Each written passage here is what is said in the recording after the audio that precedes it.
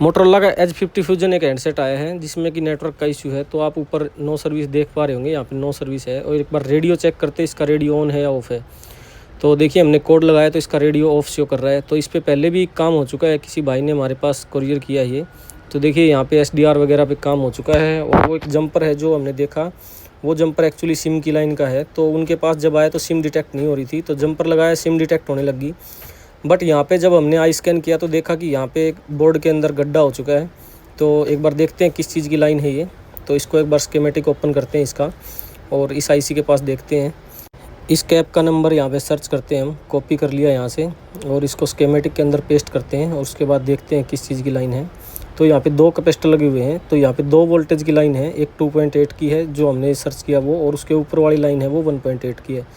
तो इस side 2 register हैं जो इंटरनली ग्राउंड है, बोर्ड के अंदर इंटरनली शॉर्ट हैं।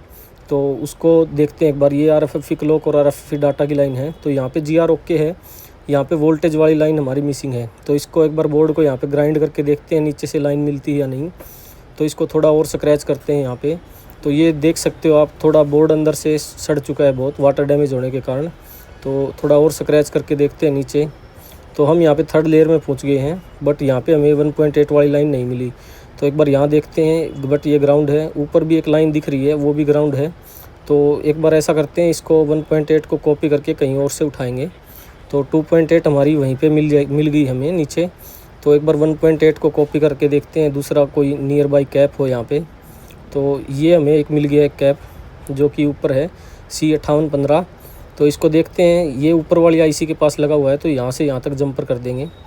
तो मैंने एक बार 2.8 वाली लाइन पे जंपर करता हूँ मैं पहले। 2.8 जो नीचे ही है, यहाँ पे मिल गई हमें।